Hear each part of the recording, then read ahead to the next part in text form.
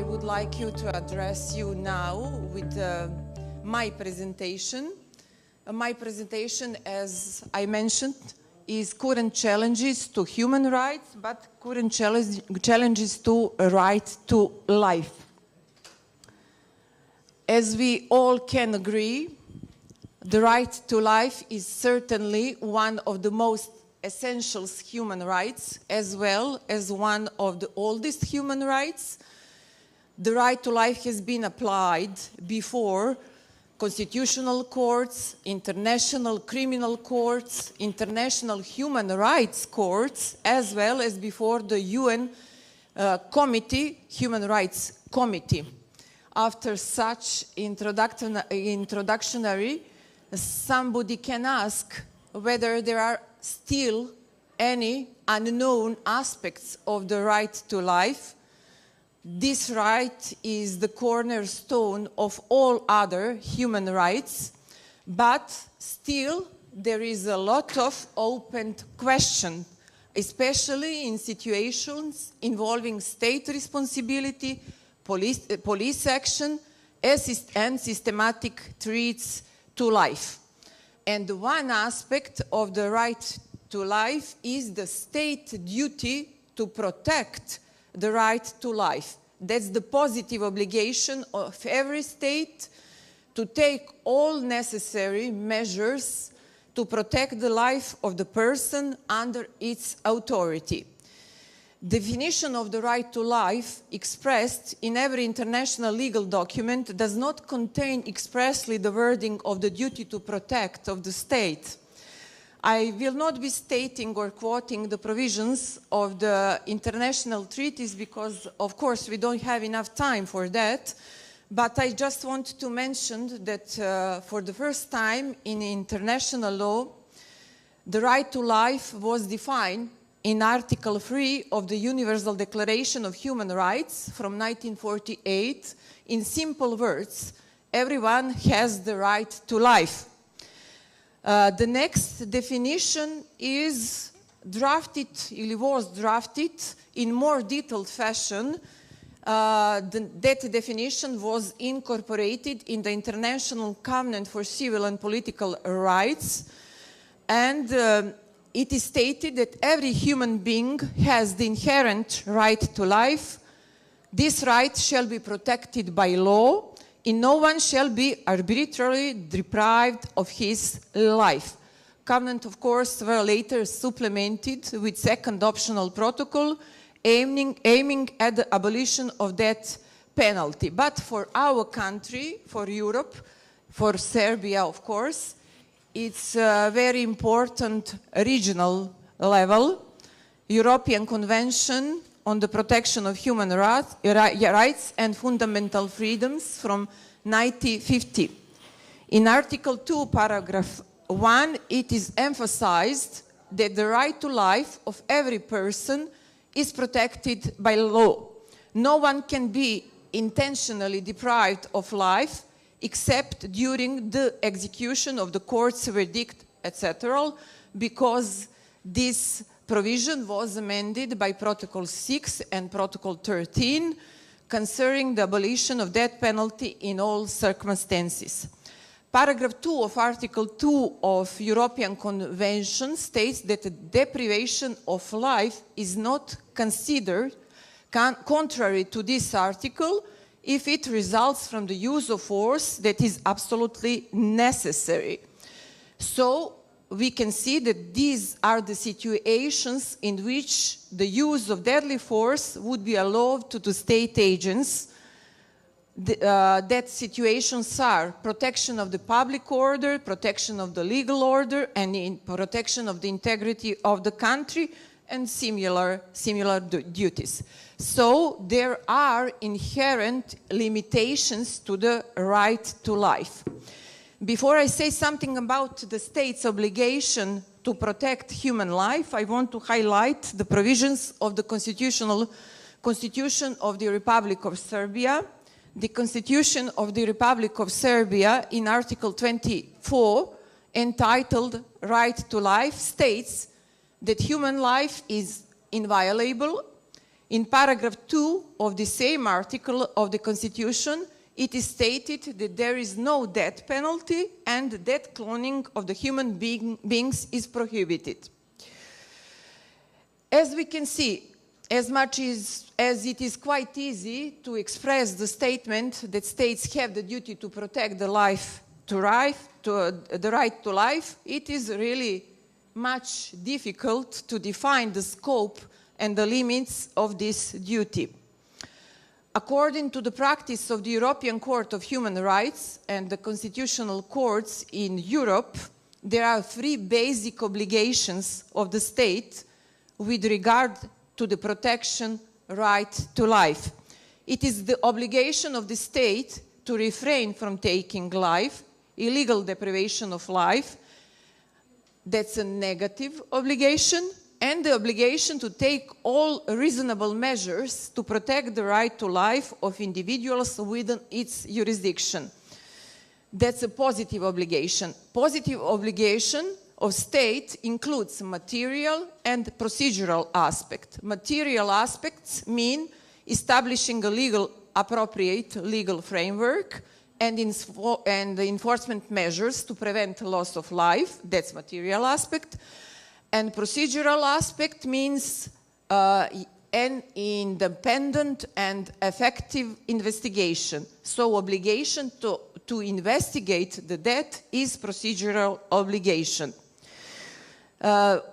Obviously, that is why it is necessary to have effective criminal law. Deprivation of life in its legal essence has been defined within the criminal law as a crime of murder, and criminal law has always been the main legal branch to protect the right to life. But it is obvious that right to life, or I can say protection of the right to life, extends to other legal branches, not only criminal law. For example, in our country, we have a law on prevention of domestic violence. The duty to protect the right of life has been elaborated in specific cases before the European Court of Human Rights. On this occasion, I will mention just few decisions, few judgments of the European Court of Human Rights, but first I want to emphasize the importance of the doctrine of the state's margin of appreciation. Each country, based on its local context, legal system, and social context, has a certain freedom in interpreting the standards of the Convention. But it must not interpret these terms completely arbitrarily and depart too far from the practice of European Court of Human Rights. As you are going to see, new practice sheds light on the right to life in a different way, highlighting the right of an individual to self-determination, a dignity, and free development of person. So the main question in the course of our panel subject are the following. Does one's right to self-determination also include the right to decide on one's death? Now I want to mention 3 judgments. One is judgment Haas against Switzerland. That's the judgment where European Court of Human Rights already admitted that one of the aspects of private life is an individual's right to decide on the manner and the moment of ending his or her life. Second judgment is Mortier against Belgium. The court questioned for the first time whether the act of euthanasia was in accordance with the convention, and it clarified the nature and the scope of positive obligations of the state as regard Article 2 in this highly specific context of a patient who requested euthanasia not because she was suffering from any physical pain or the threat of imminent death, but because she was suffering mentally. The court concluded that the given legal framework had provided protection of the patient's right to life as demanded by Article 2, and that euthanasia had been carried out in accordance with the framework, that's material aspect. But when we are speaking about procedural aspect of Article 2, violation was ascertained as the doctor who had performed euthanasia was allowed to vote on its legality. Third judgment is judgment Gross against Switzerland. A court established violation of Article 8 since the Swiss law is not sufficiently clear and specific in respect of the permissibility of assisted suicide. The case refers to the complaint by elderly woman who wished to end her life without having any clinical disease. She was not able to obtain the permission from the Swiss authorities for the little dose of medication with which to end her life. The court decided that Swiss law was not sufficiently clear. However, these guidelines were adopted by the Swiss Academy of Medical Science, and they do not have the form of law. Because of that, according to European Human Rights Court conclusion, it was the question of legal uncertainty that caused the applicant a considerable degree of pain. I want just in a few sentences briefly present the decision which inspired me to research this topic. That was the decision of the Federal Constitutional Court of Germany, which declared that the incrimination of assisting suicide was unconstitutional. This decision provides ground for a legal philosophical discussion of the relationship between the two rights guaranteed by the highest legal act, the human right to dignity and free development of the personality, and the right to life. The Federal Constitutional Court of Germany states that the dignity and free development of the personality includes the right of a person to decide on his or her own death. That is why the criminalization of assisting suicide is unconstitutional according to the paragraph 217 of the German Criminal Code. Now I would like to underline several general conclusions. We can conclude that right to life is a universal right of an individual, but it is not absolute, as we can see. There are new trends that impose on us to task the seriously re-examine some standard, long-standing incriminations in our criminal legislation. And the question for all of us today could be, does the dignity and free development of the personality include the right of an individual as a moral, intellectual being to make a decision to end his or her life? Thank you for your attention, and I hope that I have tackled your interest in this legal philosophical topic.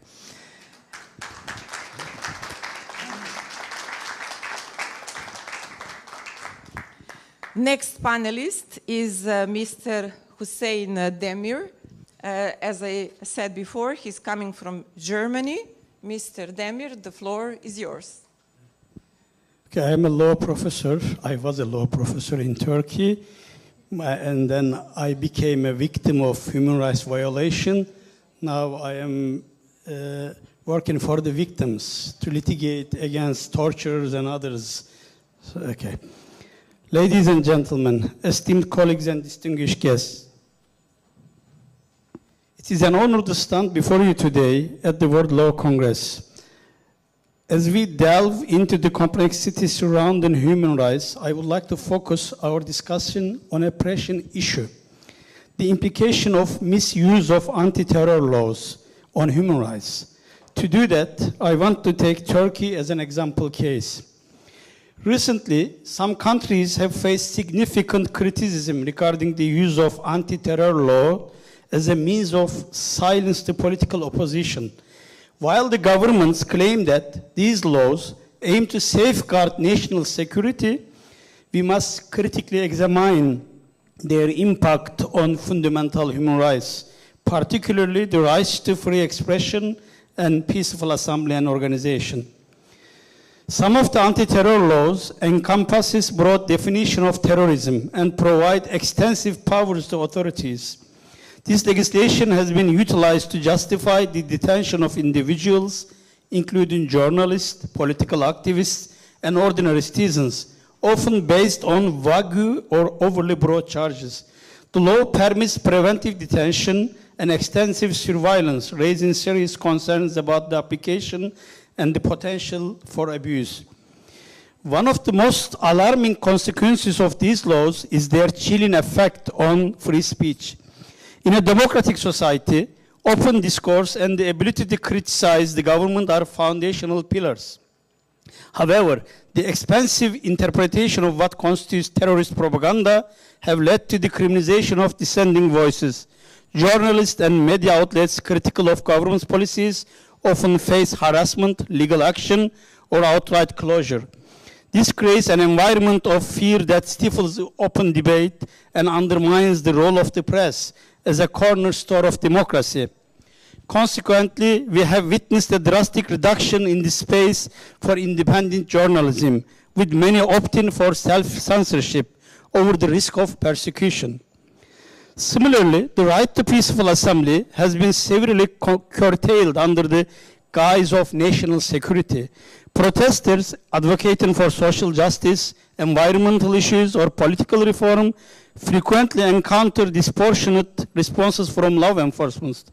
Demonstrations are often met with force, and assemblies are routinely banned or forcibly dispersed. The right to gather and protest is a fundamental expression of democratic governance, and its suppressions raise substantial concerns about the erosion of civic space in countries like Hungary, Poland, and Turkey. Let's look into Turkish case a bit deeper. Since the 2013 Gezi Park protests, which started with an environmental concerns, Turkish president has increasingly labeled his political critics and opponents as terrorists. This approach intensified following the 2013 corruption investigations and the 2016 coup attempt. President Erdogan specifically targeted prominent journalists, opposition politicians, civil society activists, and human rights defenders. In journalism, figures like Deniz Yücel, who was a German journalist and arrested in Turkey, and Can Dündar face explicit terrorist labels from Erdogan, primarily due to their investigative reporting on sensitive topics involving the government and security services. Civil society actors such as Osman Kavala, accused of orchestrating the Gezi protest and 15 July coup respectively, and groups including the Academics for Peace and the Turkish Medical Association, faced harsh public condemnation from the president, who portrayed them as agents of terrorism. Human rights defenders, notably Amnesty International's Turkish leadership, including Özlem Dalkran and Taner Kılıç, were similarly vilified as terrorist conspirators.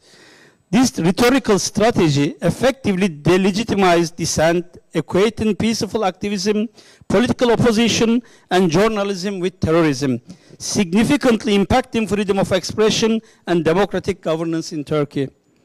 The state of emergency declared in 2016 has been perpetuated, further solidifying the authoritarian landscape in Turkey. The constitutional changes approved in the 2017 referendum conducted under the state of emergency conditions have shifted the country from a parliamentary system to what has been termed the Turkish-type presidency model. The Venice Commission has warned that such amendments severely undermine the separation of powers, a fundamental pillar of democratic governance.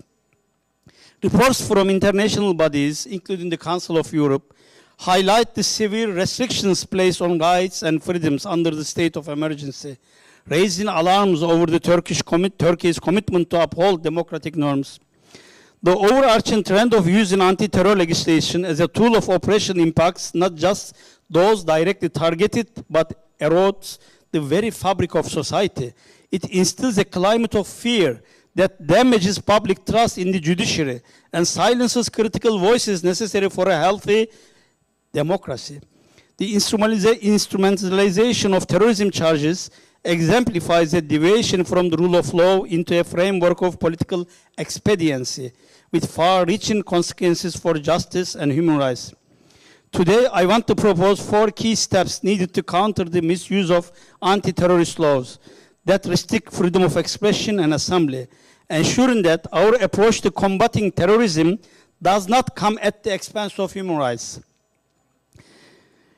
National laws must be formulated with sufficient precision to enable individuals, including media actors, to foresee the reasonable consequences of their actions. This process will prevent arbitrary interpretation that can lead to unjust prosecutions and provide clarity for citizens and legal professionals alike. Any restrictions on freedom of expression must be strictly necessary to protect national security and proportionate to the legitimate aim pursued. Anti-terror legislation should only apply to content or activities that necessitate direct violence or threats intended to spread fear. Other forms of expression should be protected under the responsibilities defined by Article 10 of European Convention of Human Rights. Anti-terror laws should not unduly interfere with the media's right to disseminate information of public interest or the public's right to receive it. We must ensure that journalists and media outlets can operate freely without the fear of being labeled as terrorists. All individuals imprisoned for legitimate criticism or dissent should be released and their criminal records cleared. Moreover, we must foster social awareness regarding the misuse of anti-terror charges and the targeting of legal professionals. Civil society organizations, human rights advocates, and the media should play crucial roles in raising this awareness. Engaging the public in discussions about the significance of rights and the implications of current legal practices will strengthen the long-term protection of justice and social peace. In conclusion, the challenge we face in Turkey is emblematic of a broader struggle between national security and human rights globally. As we continue our discussions at this esteemed Congress, let us reaffirm our commitment to uphold the values of democracy, justice, and human dignity. Together, we can work towards a future where freedom of expression and the right to peaceful assembly are protected, and where the law serves as a shield for citizens, not a weapon against them. Thank you.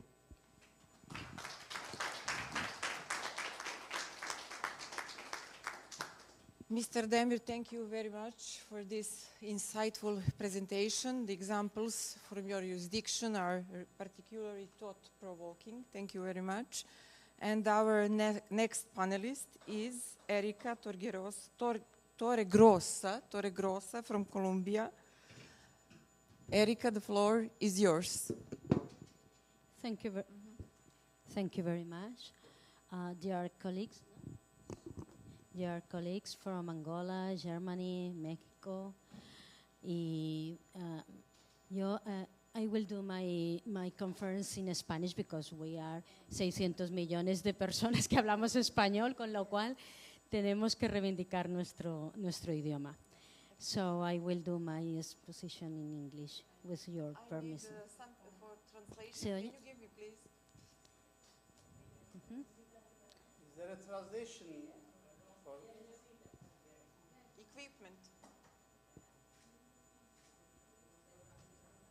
I recommend you to study a little Spanish. Poquito. Porque los hispanohablantes casi todos entendemos y hablamos. You can start. You can start. Okay. Hola. No, porque casi todos los hispanohablantes entendemos o hablamos un poquito de inglés, pero los ingleses no hablan mucho español, ¿no? Bueno, Bueno, en primer lugar, un saludo muy especial a mis colegas, un saludo muy especial a los organizadores del Congreso. No es fácil organizar 54 paneles de la calidad de ponentes y de la calidad de temas que vamos a tratar. Hoy, ya está,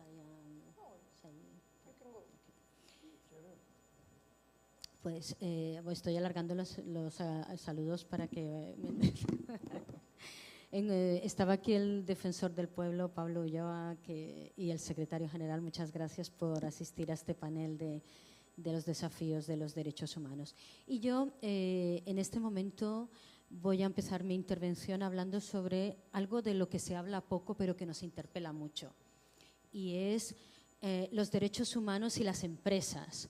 Cómo se hace para que las empresas sean responsables con los derechos humanos y cómo se hace para que esto que llamamos Agenda 2030 de Objetivos de Desarrollo Sostenible, que en teoría se tienen que conseguir para el 2030, cosa un poco difícil teniendo en cuenta que estamos en el 2026 y vamos un poco justos para erradicar completamente la pobreza de aquí al 2030, conseguir el hambre cero, conseguir la igualdad de oportunidades para todos. Vamos un poquito justos, pero vamos a seguir intentándolo. En cualquier caso, yo quiero empezar diciendo que cuando una empresa directa o indirectamente vulnera derechos humanos, no es un fallo ético ni es un fallo de la empresa, no. Es una amenaza a la democracia y a la dignidad colectiva de todos nosotros. Antes la presentadora decía de que hablaba mucho de los derechos, pero se ha hablado poco de los duties, se ha hablado poco de los deberes. Y a cada derecho humano le corresponde un deber del Estado para proteger. Entonces, en esto de las empresas, en Europa yo represento a Colombia en esta ocasión. Vivo en España, entre Madrid y Barcelona, y tengo una consultoría que se dedica precisamente a la sostenibilidad y los derechos humanos. Es decir, cómo las empresas pueden responsablemente cumplir los objetivos de desarrollo sostenible y hacer que tengamos una dignidad colectiva protegida. Entonces, realmente el papel crucial de las empresas quisiera tratarlo desde una perspectiva muy transcontinental. En Europa se aprobó hace poco menos de un año, se aprobó la Directiva de Diligencia Debida, Sostenibilidad y Derechos Humanos. Es una directiva que no afecta única y exclusivamente al ámbito europeo. Afecta a todas las empresas con un determinado volumen de negocio, pero que operen también en América Latina, en Asia, en África, en Oceanía. Es decir, todas las empresas que tengan un pie en Europa deben cumplir la Directiva de Diligencia Debida, Sostenibilidad y Derechos Humanos. Y esto lo que hace es conectar esa ética empresarial de la que hablábamos, conectarla con la sostenibilidad, el respeto a los derechos humanos, el respeto al medio ambiente. Acordaros todas las emisiones nocivas para la salud, de las que en América Latina y en África conocemos muy bien y que han sido poco reguladas por los países del mal llamado primer mundo. Pues eso se acabó. Por lo menos en Europa, todas las empresas que operen fuera de sus fronteras deben cumplir unos estándares de calidad y unos estándares de protección de los derechos humanos. Y esto incluye el medio ambiente, incluye erradicar el trabajo infantil, incluye erradicar la esclavitud moderna, que es la esclavitud de miseria por los salarios que se trabajan en algunas maquiladoras. Y este enfoque es muy fácil decir, vamos a protegerlo. ¿Cómo? ¿Cómo? Primero tenemos que identificarlo, tenemos que, en primer lugar, tenemos que identificarlos, en segundo lugar, tenemos que prevenirlo. si no conseguimos prevenir, la empresa no consigue prevenir porque ya es una empresa que ya tiene dilatada su trayectoria en determinadas prácticas, tenemos que mitigarla. Esas empresas deben mitigar esos efectos nocivos que ocasionan o que pueden llegar a ocasionar los derechos humanos. Y por último, y lo más importante, y aquí en América Latina lo tenemos esto muy incorporado, y es la rendición de cuentas. Desde América Latina exportamos la rendición de cuentas a otras latitudes. Y esa regulación que promueve la responsabilidad de las empresas y la consecución de esos objetivos son los que deberían guiar esa transformación de la cultura empresarial. Los derechos humanos no son una entelequia que se defiendan por sí solos. Los derechos humanos se defienden desde cada uno de nuestros lugares. Aquí tenemos al Defensor del Pueblo, al Secretario General del Defensor del Pueblo, que una ardua labor llevan a cabo, pero más allá de la actitud y de la defensa individual requiere una defensa colectiva. Y en esto las empresas, si no hay empresas, no hay trabajo, si no hay trabajo, no hay derechos que proteger. En cualquier caso, quisiera decir que el hecho de que las empresas que operan en América Latina tengan también ese desafío nos interpela directamente a conocer esta directiva de sostenibilidad y derechos humanos, pero también es una oportunidad que tenemos las empresas, los que tenemos o los que tengan empresas grandes, pero también pequeñas y medianas, individuales. Yo, por ejemplo, soy individual, pero trabajo con muchas grandes empresas y les aseguro que lo primero que les pregunto es cómo tienen sus estándares de calidad en defensa de los derechos humanos. En cualquier caso, el impacto para América Latina, dado que estamos en República Dominicana, América Latina y el Caribe, ese impacto es un doble desafío. Por una parte, para elevar esos estándares de calidad y abrirnos a mercados más exigentes, pero también más estables. Y por otra parte, las empresas latinoamericanas y del Caribe que exportan a Europa, que son muchas, se lo aseguro. Y ahora, con la situación geopolítica, auguro que aún serán más las empresas latinoamericanas y que exporten hacia Europa. ¿Verdad? Mi compañero de México me dice, por supuesto, estamos viviendo una subida de aranceles, una situación de conflicto geopolítico en todo el mundo que yo creo con firmeza que lo que hará será potenciar esa relación comercial entre América Latina y el Caribe y Europa. Y esto lo tenemos que ver como una oportunidad para defender también los derechos humanos de quienes trabajan en las empresas y de quienes emiten esos contratos desde las empresas.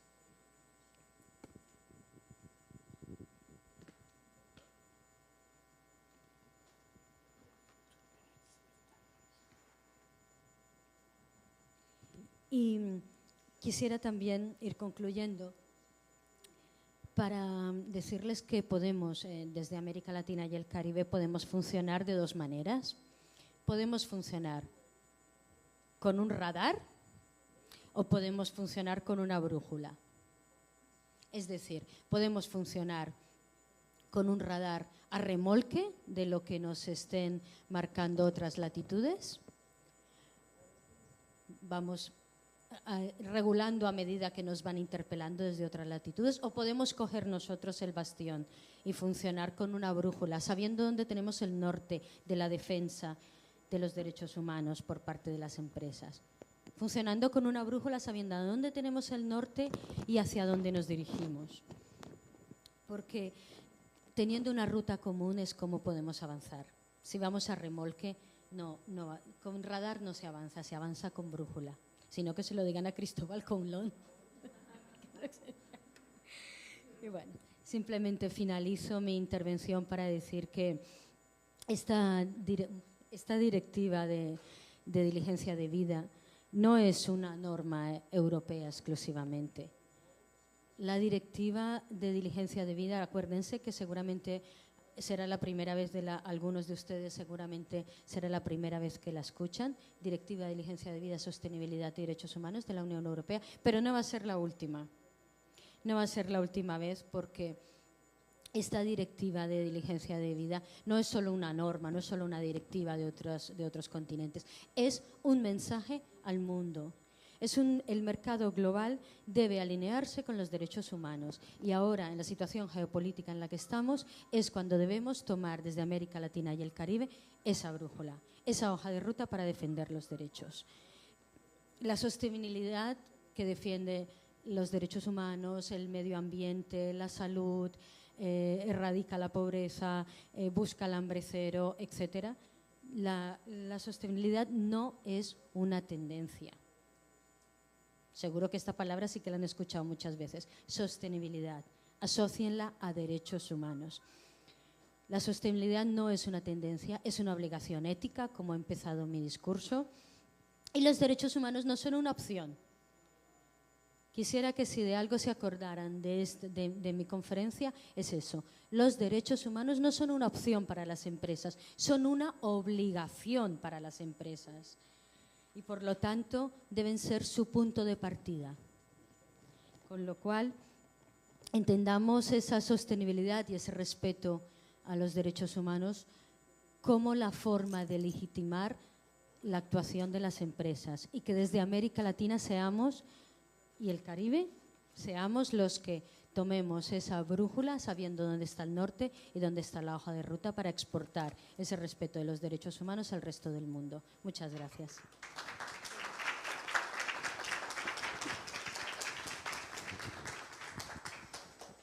Dear Erika, many thanks for your excellent contribution, for your excellent presentation. As a matter of fact, I will have one question for you later. In Spanish. Yes, in español. I will try. Okay, next panelist is Marco Cortés Mendoza. He's coming from Mexico. Marco, you can introduce yourself briefly and you can start then. The floor is yours. Bueno, primero a todas, a todos muy buenas tardes. Me encanta estar aquí, estar por primera vez en República Dominicana, qué gusto. Y además compartir este excelente panel de varios países con varias experiencias que lo enriquece muchísimo. Yo quiero hablarles de lo más básico de derechos humanos, porque en materia de derechos humanos siempre uno va hacia adelante, se van conquistando derechos. Pero yo hoy les voy a hablar, lamentablemente, del deterioro, del retroceso en materia de derechos humanos en México. En muchos países pensamos que los derechos humanos ya cuando los adquirimos ya es una garantía mantenerlos, y no es así. Cuando los gobiernos adquieren muchísimo poder y no hay contrapeso, no hay equilibrio institucional, los derechos humanos también se vulneran. Y yo les pongo el ejemplo más simple que vivimos en nuestro país, pero más peligroso. A la presidenta de la Comisión de Derechos Humanos se le impuso haciendo trampa en el Senado de la República. Resulta que los votos se contaron y a la hora del cómputo de votos votaron más senadores que los votos reportados. Así de burdo. Presentamos un recurso ante la Corte y la Corte nos dijo: no tenemos que hacer nada ante una resolución del Senado de la República. E impusieron a la comisionada de Derechos Humanos. Primer síntoma indebido, que sea una presidencia de la Comisión de Derechos Humanos, hombre o mujer, que le sirva al poder en turno, porque entonces no hay equilibrio, entonces no hay contrapeso, y aquí es donde se rompe el poder de la gente para defenderse. Lo que cancela los derechos humanos, pues, es el alto poder concentrado, el silencio de la oposición o que se calla a los medios de comunicación. Y eso lamentablemente lo estamos viviendo. Quiero decirles que en México hay más de 115,000 personas desaparecidas. 115,000 personas desaparecidas. ¿Qué quiere decir desaparecidas? Que no saben si viven o mueren. ¿En dónde están? Recientemente tuvimos un caso muy sonado a nivel nacional e internacional de campos de reclutamiento forzado de jóvenes. Jóvenes a los que los citaban diciéndoles: vénganse porque les vamos a dar un trabajo. Los metían en un campo de concentración mexicano que los obligaban a prepararse a ser criminales. A quienes se negaban, los mataban. Y a quienes le entraban también tarde que temprano los mataban porque eran la carne de cañón del crimen. Hubo un video muy lamentable, muy triste en México, donde jóvenes, jovencitos, 18, 19 años, obligando a matar unos a otros. Eso es lo que vulnera lo más básico de los derechos humanos. Y por cierto, si me preguntaran, ¿y qué dijo la Comisión de Derechos Humanos en México? Nada. Debo decirles con mucha tristeza que en nuestro país hay además 141,000 solicitudes de asilo desde el 2023. 141,000. Obviamente la gran mayoría es del Caribe, de América Latina. Solamente de esas 141,000, 18,000 han sido resueltas. Seguramente la comunidad internacional se dio cuenta que en un centro de migrantes, por negligencia, perdieron la vida 40 en Ciudad Juárez. Porque la autoridad los encerró y hubo un incendio y no los sacó. Videos en donde ahí la gente estaba y las autoridades migratorias mexicanas no les abrieron la puerta de la reja para sacarlos. Murieron todos. Negligencia pura. ¿Y saben qué dijo la Comisión Nacional de Derechos Humanos? Nada otra vez. Ahí es donde se pierde entonces el contrapeso, el control, y es desde el debilitamiento institucional. Tenemos un problema en México. No hay policía nacional. Antes teníamos algo que se llamaba la Policía Federal, civil, de personas civiles preparadas en una academia y eran policías. Hoy saben qué es lo que tenemos, una Guardia Nacional. Pero esta Guardia Nacional es militar. Militar. Las organizaciones internacionales de derechos humanos, la representación de la ONU en México de derechos humanos, todos se expresaron en contra de que se militarizara la seguridad. Diciendo algo muy básico: solo donde hay dictaduras la seguridad es militar. La seguridad que atiende al ciudadano, no al crimen organizado, no, al ciudadano. Hoy no tenemos una policía federal civil, hoy tenemos una policía federal militar. Y eso prende nuevamente los focos rojos en materia de derechos humanos, porque hay recurrentes violaciones de abuso, porque los militares no están preparados para el contacto día a día con la sociedad. No es su razón, su preparación. Y obviamente se han incrementado las diferentes violaciones a los derechos humanos. Quiero informarles que tristemente en nuestro país han muerto, asesinados, 42 defensores de los derechos humanos. 42. Han asesinado a 8 periodistas y 2 defensores, pero aquí tiene una categoría: bajo el mecanismo de protección del Estado. O sea, periodistas y defensores de derechos humanos que ya tenían amenazas del crimen, de ser asesinados, bajo el esquema de protección, también fueron asesinados. Eso es sumamente grave lo que está pasando en nuestro país. De hecho, México, ustedes lo saben, es uno de los países más mortíferos para el periodismo. Hay, nomás para que sepan la falta de justicia, 32 sentencias, 32 de 1,592 casos. No hay justicia en materia de crímenes contra periodistas. Esto es solo contra periodistas. Hay un software famoso, yo no sé si acá lo llegaron a usar, que tenía el gobierno para espiar a políticos. Se supone que era para espiar al crimen, pero también lo usaron para espiar a periodistas. Pegasus. Bueno, pues Pegasus fue el instrumento del Estado para espiar tanto a oposición como a los periodistas. Bueno, llegó al nivel que en el Parlamento Europeo se manifestaron en contra de que el presidente de la República entonces hubiese publicado los datos financieros de un periodista, porque lo señalaba y lo atacaba. Hasta el Parlamento Europeo manifestó su rechazo a esto.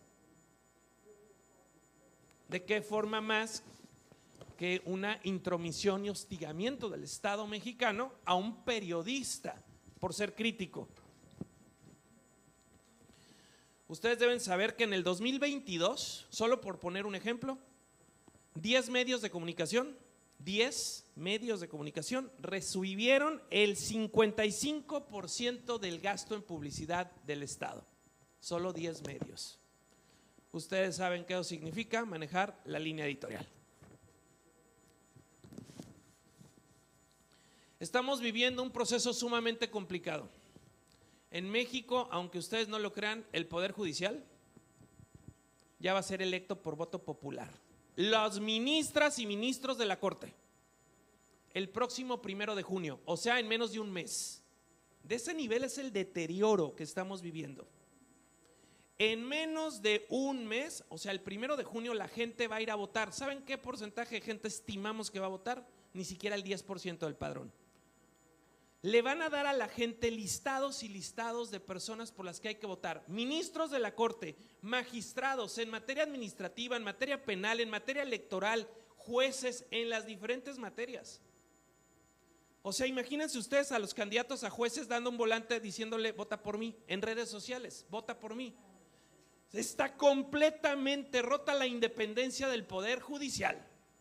¿Quiénes van a ir a votar? Y ojo a lo que les voy a decir, la primera parte me preocupa menos. Los que van a votar son las clientelas electorales del gobierno, los beneficiarios de los programas. Pero ¿saben cuál es la segunda parte que va a votar en muchas regiones? Los amenazados por el crimen organizado. Ellos son los que hoy quieren tener jueces de consigna. De hecho, la propia presidenta de México y el presidente del Senado en México aceptó, óiganlo bien, que dentro de los candidatos hay gente del crimen organizado. O sea, jueces del crimen.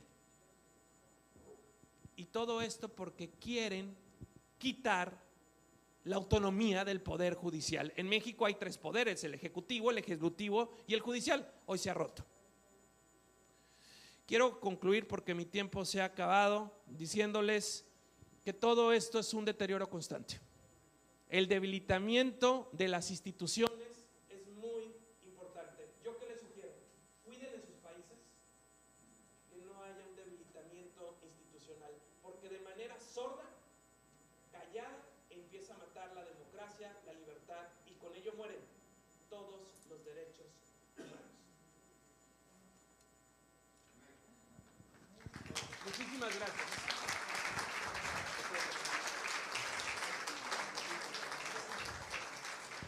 Thank you very much. This was truly interesting presentation.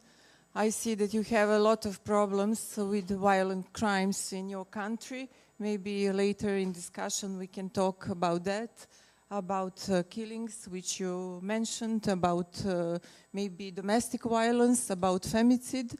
Maybe you can tell us how it is, how big the problem is, femicide, for example, in your country, because you mentioned a lot of people were killed in recent years in Mexico. Thank you very much. And now I would like to give a floor to Mr. Excuse me. to the judge from Constitutional Court of Angola. Your topic, I think, is fight against corruption. Okay, the floor is yours. Soy angoleño, mi idioma es portugués. Por essa razão, vou falar em alguma coisa que se chama portunhol.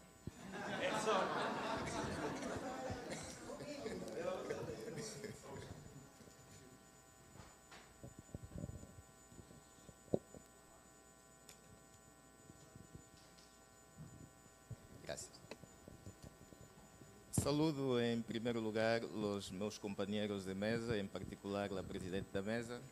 Saludo também a todos os presentes em esta magnífica sala. É para mim um grande prazer estar aqui neste painel tratando dos desafios atuais dos direitos humanos. Quando nos proponemos fazer breves considerações sobre os direitos humanos, vem à mente um problema que, como uma pandemia, ha afetado a estados de todo o mundo e Angola não é uma exceção. Estou falando da corrupção. É uma enfermidade que deve combater-se com esforços conjuntos. É um prazer poder dizer que Angola ha luchado por esta causa, incluso ratificando instrumentos jurídicos internacionais sobre o combate à corrupção. Sin embargo, invito a los todos presentes a prestar atenção a possíveis situações limite e questões que potencialmente violam os direitos fundamentais e a dignidade da pessoa humana, em nome da luta contra a corrupção. Trata-se da inversão da carga da prova em la confiscação e a dignidade da pessoa humana. Em todo o mundo, e Angola não é uma exceção, se ha criado medidas legislativas em cumprimento das recomendações derivadas das convenções internacionais que Angola ratifica, como a Convenção da União Africana para prevenir e combater a corrupção e as derivadas do Grupo de Ação Financeira Internacional, el GAFI, sobre estándares internacionais para combater o lavado de dinheiro e o financiamento do terrorismo. É em esta sequência que Angola aprovou várias legislações sobre o combate à corrupção e ao confisco de ativos. A confiscação é uma medida de política criminal que conlleva a privação definitiva de bens provenientes direta ou indiretamente de uma atividade delitiva decretada por um tribunal, como resultado de um processo relacionado com um ou mais hechos ilícitos. Esta forma de confiscação ampliada permite presumir que todos os ativos do delinquente que não sejam consistentes com seus ingressos legais provêm de uma atividade delitiva, invertendo assim a carga da prova. Aunque se reconheça que a confiscação ampliada é um mal necessário, certamente todos estamos de acordo em que deve utilizar-se com cuidado, respeitando os princípios e direitos fundamentais garantizados constitucionalmente, especialmente a presunção de inocência e a dignidade da pessoa humana, sob pena de que o remédio se vuelva mais dañino que a enfermidade mesma. A proteção dos direitos fundamentais, assim como o respeito ao princípio da dignidade da pessoa humana, constitui dos logros mais importantes, se não o mais importante dos Estados modernos, em medida em que, através de hechos, se ha hecho possível a consolidação do Estado democrático e de direito. Em este sentido, a ação efetiva do Poder Judicial não deve ser só uma mera forma de declarar direitos, senão um modo de realizar a dignidade da pessoa humana. É, pois, em este ponto, onde o Poder Judicial está chamado a intervir, garantizando o respeito dos direitos e liberdades fundamentais consagrados em seus textos constitucionais. Nós, em Angola, em 2023, a Corte declarou inconstitucional com efeito erga omnes decreto presidencial que estabeleceu o regime de participação atribuindo aos órgãos administrativos de justiça por los ativos financeiros e não financeiros que estes hão recuperado, por considerar que entrava em conflito com as garantias de independência e imparcialidade de los tribunais e, em consequência, com o princípio de devido processo, ao criar convicção de que o resultado do litígio foi viciado desde seu início. Recentemente, também, uma sentença da Corte Constitucional considerou a constitucionalidade de normas do Código Penal e da legislação sobre o confisco de ativos referentes ao regime de descomisso, é o termo certo em espanhol, descomisso ampliado de bens, e em âmbito de recurso ordinário de inconstitucionalidade, mecanismo em el que os efeitos de decisão da Corte Constitucional se limitam ao caso concreto, havendo concluído depois de cuidadoso enfoque do assunto que a interpretação das citadas normas aplicadas ao caso concreto, submetido à sua valoração, constituiu uma violação dos princípios constitucionais invocados. Concluindo, chegados a este ponto, é importante ressaltar que a mera previsão constitucional dos direitos fundamentais e do princípio da dignidade da pessoa humana não é suficiente. Os Estados, através da ação do Poder Judicial, devem garantizar eficazmente a tutela jurisdicional efetiva de tais direitos e assegurar a defesa dos direitos fundamentais e da dignidade da pessoa humana. E reprimir com firmeza as violações à lei, não podendo denegar-se a justiça em nenhuma circunstância. O homem precede a justiça e a justiça deve fazer-se com respeito à dignidade da pessoa humana e nunca violando-a. Muito obrigado.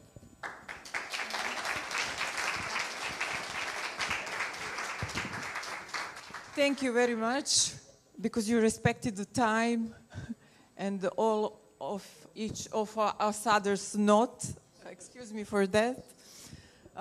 Now we have about 20 minutes for discussion, and I have one question for Mr. Demir Hussein. You are talking about detention cases that are connected to recent judgments of the European Court of Human Rights in Kavala case and other cases against Turkey. Can you tell me something about that, something more about that, and about the implementations of the judgments of European Court of Human Rights in Turkey?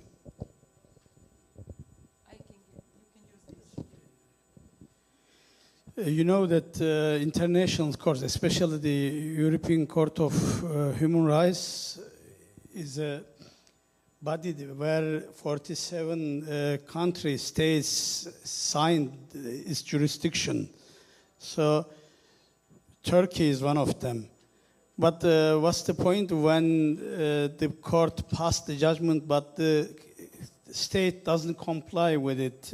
So that's the case in Kavala and Demirtas and Yalçınkaya cases. The court decided that their rights were violated, especially Article 7, which is a legality, and also arbitrary detention, Article 6 and others. But Turkish judiciary, under the control of government, executive, so they just made some kind of trick, decided to release Kavala, but before they released him, they didn't release him actually. On the paper they released him, but they arrested him for another crime, and which is, I just told you about, committed with the crime, with the coup attempt, which is baseless, and now he's sentenced to life imprisonment because the president has a personal interest in him, because he labeled him as a terrorist and used him as an example to other dissidents or oppositions. So it's very important. And maybe, the Mexican case, there is maybe worse than that. But, when the rise of populism is in the country, the governments first attack the judiciary. Because the main barrier for the totalitarian or authoritarian regime is judiciary, and they have to change the judiciary like Hitler did before or others, and we have to protect the judiciary just in order to prevent going into authoritarianism and then maybe totalitarianism. Thank you. Thank you very much. More or less, we have the same problems with the implementation of European Court standards in our country. Thank you, Mr. Hussein Demer. We have really different topics on this panel 16. We are talking about Mr. Judge from Angola, about corruption. Criminal acts of corruption are very difficult to prosecute and detect. Usually there is no evidence for the bribes, for the criminal acts of corruption. Can you tell us whether giving or receiving bribes is punishable in your country, and what the penalties are for those criminal acts? Hay algunos procesos de corrupción en Angola, y nuestro gobierno, el gobierno de la República de Angola, ha promovido un cerrado combate a la corrupción, publicando legislación específica sobre el combate a la corrupción. La penalización para el crimen de corrupción en nuestro país tiene a ver con el valor, la cantidad de valor que está en causa.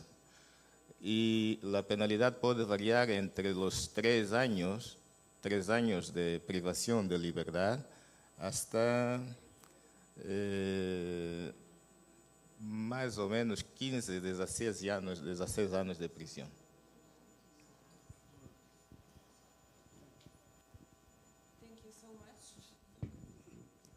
Thank you so much. You want to add something? Some Yes. addition. So, Here you are, please. solo quería añadir a las palabras de mi querido colega de Angola que la regulación es perfecta para crear unos marcos regulatorios, pero si no hay la voluntad política y la cultura social de poder aplicarlo, no avanzaremos nunca en el combate contra la corrupción. Eso lo hemos vivido en diferentes latitudes y hay que empezar por la cultura social para erradicar la corrupción y por tener muy bien pagados a jueces, fuerzas y cuerpos de seguridad, maestros que enseñen a los niños las bondades de la no corrupción, de la integridad, y a los médicos, porque son los que salvan nuestras vidas. Pero en cualquier lugar, cultura social para erradicar la corrupción es el punto número 1 después de la regulación. Thank you so much. In our country, we have separate criminal acts, giving bribes and receiving bribes. Mr. Cortés Mendoza, connected with your presentation, when we are talking about serious setback of human rights in recent years in your country, I am especially impressed for the cases of femicide. Do you have separate criminal offense of femicide in your country? For example, in Serbia, we don't have separate criminal act femicide. I will explain the situation later in Serbia. Muchas gracias por tu pregunta. A ver, el feminicidio en nuestro país también ha sido creciente y más cuando vemos a una sociedad que no reacciona todavía ante la violencia contra la mujer y a un gobierno indiferente e insensato del dolor. Pero yo quiero referirme a algo que mata más a la mujer que la propia muerte. Y se trata cuando sus hijos son secuestrados. Allá en México hay un grupo de mujeres que se les denomina las madres buscadoras. Llevan años buscando a sus hijos. Y las madres buscadoras han encontrado más sobre los expedientes de sus hijos que la propia Fiscalía General de la República. Y el gobierno es insensible, no escucha, y eso duele más. La insensibilidad del gobierno ante el dolor de una madre que busca a su hijo no tiene forma de poderse describir. Nos reunimos recientemente yo en el Senado con algunas madres buscadoras y nos decía: yo ya quiero saber si mi hijo está muerto y dónde está. Pero la incertidumbre de si está muerto, está vivo, lo siguen obligando a hacer cosas, me tiene incontrolable. Y eso creo que es lo que más está hoy matando a la mujer en México, que es la falta de posibilidad de poder encontrar a los suyos. Y ahí es donde tenemos el grave problema, y yo, así como mi colega ha expresado una adición, quiero decirle aquí para concluir, en el deterioro de los derechos humanos en México. La semana antepasada, o sea, esto es tiempo reciente, en mi gobierno mandaron una reforma para que el gobierno, no lo van a creer, para que el gobierno pudiera bajar cualquier tipo de publicación en redes con la que no estuviera de acuerdo. Obviamente las redes sociales tronaron en el país y detuvieron la reforma. Pero lo que sí van a hacer es que el órgano autónomo de las telecomunicaciones lo van a desaparecer. Ahora va a ser una agencia directa del Estado, porque quieren acallar a los medios de comunicación. Así como ocurrió en Nigeria, así como ocurrió en Venezuela. Hoy en México el órgano regulador de los medios es autónomo. Van a matar el órgano autónomo y van a hacer una agencia del Estado mexicano que nombra el presidente. Y aquí es donde yo veo nuevamente la vulneración constante, el deterioro grave a los derechos humanos, que duele tanto como el feminicidio, como los desaparecidos o los 200,000, y con esto concluyo, tomen el dato, en el sexenio pasado hubo en mi país 200,000 homicidios. Se convirtió en el sexenio más violento en la historia de todo México. Muchas gracias por su atención nuevamente. Thank you very much. I will explain the legal framework in Serbia. In Serbia, femicide is currently not recognized as separate criminal offense, but it is treated like aggravated murder, and the sentences can range from 10 years to life imprisonment. However, there are calls for femicide to be recognized as a specific criminal act to better address the issue and ensure appropriate justice. Also, I would like to ask you one question. Maybe we have more time for discussion. I am not sure, because when I'm looking in schedule, they are saying that we have to finish 10 minutes to 4. 10 minutes to 4, because the next panel is starting in 4 and they have to prepare. You have a really interesting approach to human rights in areas that are not typically connected to human rights. Do you think that in the future we will see more cases about budding and the human rights, about the building the human rights in the area of corporate field? Thank you very much. Before I ask you, I want to add something about my colleague from Mexico. Quisiera decirle que estoy completamente de acuerdo con el sufrimiento de las madres. Los feminicidios duelen, pero duelen aún más las heridas y las cicatrices emocionales que supone tener desaparecidos y muertos sin localizar. Eso es verdad. Yo fui asesora para las víctimas en el exterior en el conflicto de Colombia. Y lo que las madres expresaban era esa justicia, más allá de la justicia punitiva, es esa justicia restaurativa en el plan de sentir paz, sabiendo dónde estaban sus desaparecidos. Eso lo vivimos en España después de la dictadura, con una ley de memoria democrática, con una serie de actuaciones en los gobiernos, tanto autonómicos como centrales. En Argentina también lo vivieron, con un banco de ADN para recuperar a los hijos y nietos de los desaparecidos. Es decir, resumiendo, voluntad política para poder encontrar y curar esas cicatrices emocionales. Y ahora, respondiendo a la pregunta de mi querida colega de Serbia, ¿cómo construimos esa pirámide de defensa de los derechos humanos desde las empresas? Aplicando los principios de la Directiva 1760-2024 de la Unión Europea, que no es una directiva que afecte única y exclusivamente a los países y a las empresas que operan con Europa. Es una directiva y un mensaje global, un mensaje mundial. Todas las empresas tienen el deber y la obligación de respetar el medio ambiente, la sostenibilidad y los derechos humanos, y se hace mediante identificando los problemas, previniendo esos problemas, mitigando esos problemas o esas vulneraciones de los derechos humanos y rindiendo cuentas ante lo que se ha vulnerado y cómo se ha reparado. Reparación no es más que otra cosa aplicada a las empresas que lo que se aplica en otros contextos de derechos humanos. La garantía de no repetición, que es la base de la justicia restaurativa. Y en eso estamos, construyendo los derechos humanos desde la identificación y la reparación a todos los niveles. Gracias. Thank you.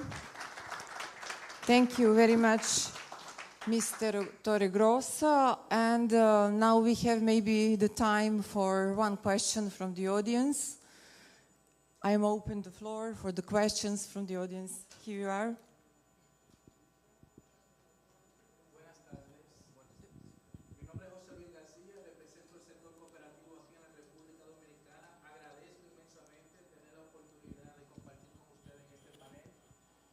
Del sector cooperativo, todo lo que han hablado acerca del derecho humano nos impacta. Sin embargo, en la intervención de nuestra compañera de Colombia me llamó mucho la atención porque hablaste de derecho humano desde las empresas. Y precisamente en República Dominicana, en estos momentos se está tratando de hacer una modificación de la ley laboral. Y aquí hay un derecho adquirido que se llama la cesantía.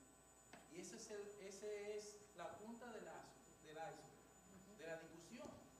Por si no existe en otros países, la cesantía es como un derecho adquirido por los trabajadores, que al ser separado de la empresa, te tiene que devolver para tú sustentarte mientras tanto.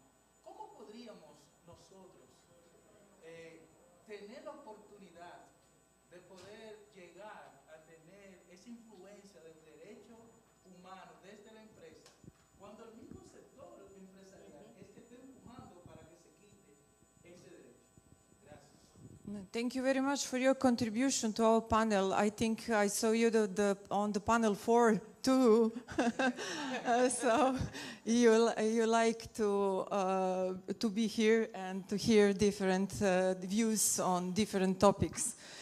At the end of this panel, I would like to congratulate again to the organizers on the excellent organized conference and on the selection of the speakers.